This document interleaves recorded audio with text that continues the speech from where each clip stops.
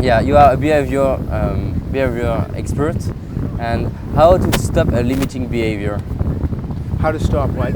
A limiting behavior. Like, give me an example. Yeah, for example, smoking.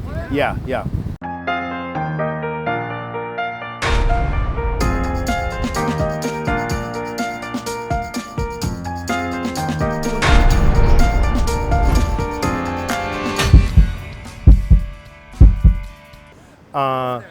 Well, as we know with smoking, it's a very effective stress management and anger management technique. So it's a problem and a solution. I mean, nobody smokes to get lung cancer.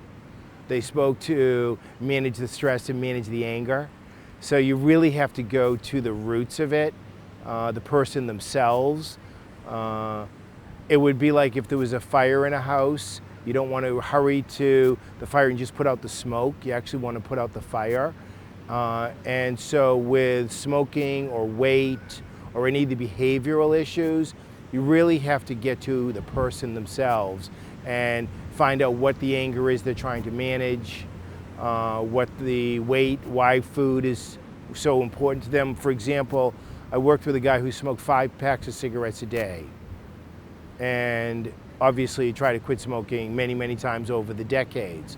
He finally did quit. As it turned out, he was smoking to handle his anger, because the few times he quit, he became a very angry and violent person. And his father raised him to be a tough guy by beating him up and hitting him on a daily basis. So his father made him a tough guy. He's a real tough guy. He never lost a barroom fight. And he smoked to manage his anger. So when he quit, his anger came out like crazy. So he had to, at the beach, spend a few days getting to that anger about his dad, about his life, about his childhood, about his upbringing. And he got through it. He got to the root causes, and he was able to quit smoking. How did you help to do that? By him getting to the reason he was smoking, which was the anger management, to keep it down and keep it in. So you help him to learn how to manage his anger? I brought him deep into the anger he felt for his dad and for himself, like going to the deepest part of the sand or the deepest part of the ocean in a way that's very safe, with some safeguards, with some relaxing techniques, but took him deep into the anger. He cried like a baby, was really angry and got it all out about his dad, really ashamed of himself for so many of his behaviors over the years. And in 2 days, he got it all out. And then quitting smoking was easy.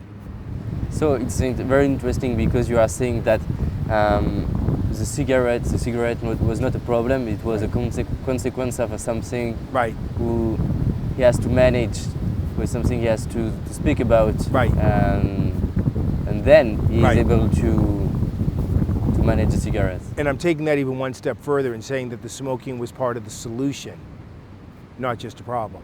It was helping him solve problems by managing his anger. So you don't want to take away somebody's solution. It was his best way to manage that he had figured over his 45 years up until that moment. Yeah.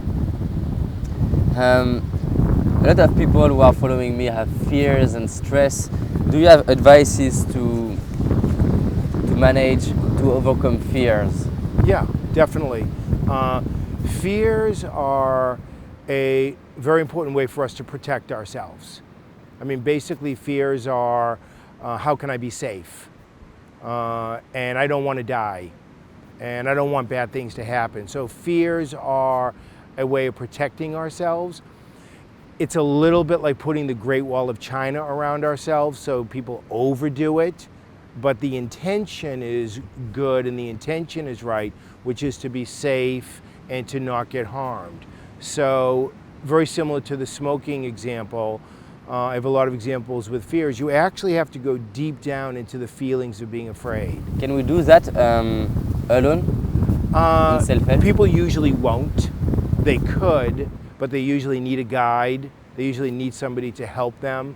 I've written books that show people how they do it, but most people will do better with another person facilitating it. They'll go through it faster. Why, according to you, they need people to change that? Yeah, well, the first thing is before you go deep into the fear, you actually have to set up a very safe place. So if it gets to be too much during the process, you can always get to that safe, comfortable, relaxed place, sort of that meditative, whole, relaxing, beautiful, natural place.